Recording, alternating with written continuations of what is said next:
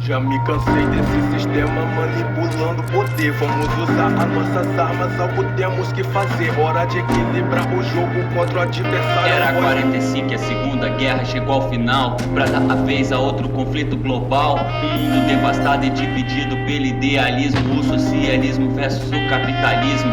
Duas superpotências disputando o globo, podendo gerar um conflito louco. A gente não precisava de um conflito, precisávamos apenas de sermos reconstruídos. Em 47 o plano Marshall foi apresentado, auxiliando os países devastados. A Comecon é lançada pela União Soviética em resposta aos Estados Unidos da América. Criaram a OTAN caso houvesse discórdia, então a União fez o Pacto de Varsóvia. Tratados feitos pra caso viesse a guerra, gerando medo e pânico no planeta Terra. Se houvesse uma guerra seria nuclear e nenhuma das duas potências iria ganhar. Mas teve conflitos indiretos, olha a ideia, nos países Vietnã, Cuba e Coreia. Em 61 o muro de Berlim é levantado, a vergonha de uma guerra num país derrotado. Da corrida armamentista espacial, o mundo queria saber quem tinha mais potencial. Em 57 os soviéticos lançam Sputnik, o tio Sam ficou pra trás no início, acredite, mas eles se ajustaram e meteram brasa. Se organizaram em 58, criaram a NASA. E com muita objetividade, os americanos pisam na lua 11 anos mais tarde. Após a morte de Stalin em 53, o mundo pôde desfrutar da paz outra vez. Até a revolução da Hungria deu seu início, guerra de Suez e a crise dos mísseis. Após essa crise houve uma distensão, tratados de desarmamento sendo postos em ação. TPN Saud, Tratado de Moscou, evitaram uma guerra que a crise gerou. Em 66 a França da OTAN saiu, mais tarde a Alemanha Ocidental, a ONU se uniu. Mas em 77 a União perdeu um forte aliado, a China resolveu mudar de lado. Ela foi reconhecida, o que não era antes, integrada à ONU junto com seus novos governantes. Faltava 10 anos e a tensão aumentava e o medo batia cada dia que passava. A União invadiu o Afeganistão, matou o seu líder gerando uma forte tensão.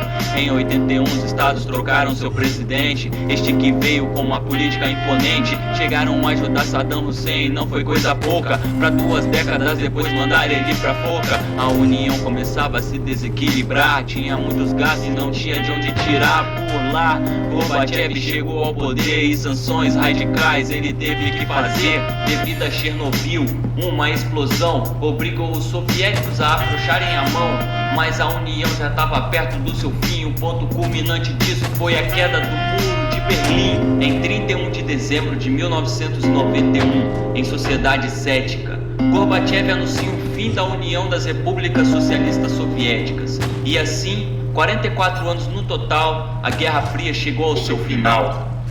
Em setembro de 39 a guerra foi iniciada, uma forte catástrofe provocada, travada direta e indiretamente, com 72 países disputando em todos os continentes. Após a Primeira Guerra, a Alemanha pagou o preço, população na miséria e sem emprego. E este era só um pequeno detalhe, ela vivia humilhação do Tratado de Versalhes, que culpava a Alemanha pela Primeira Guerra, fazendo-a pagar pelos custos e devolvendo terras. Ela tinha perdido todo o seu mérito, impedida de crescer e de montar um forte exército. A Alemanha quebrava o tratado sem cerimônia. O caos se instalou quando ela invadiu a Polônia. De imediato a França e a Inglaterra se uniram e contra ela declararam guerra. Então o mundo se dividiu em dois lados, a potência dos eixos versus a dos aliados. A Alemanha, a Itália e Japão de um lado versus Inglaterra, França, Soviética e os Estados. Em 41 o eixo se declarava o campeão, até um pequeno deslize do Japão e a vitória na mão dos nazistas vinha, até que atacaram uma base naval marinha. O Japão atacou e com a Alemanha se uniu, um azar porque os Estados Unidos reagiu. Pearl Harbor, Havaí, uma forte base que foi atacada pelos kamikazes. A Alemanha com a Rússia tinha um tratado de não agressão, quebraram ele e começaram uma invasão. Dali pra frente o eixo começou a ver o inferno quando invadir a Rússia no rigoroso inverno.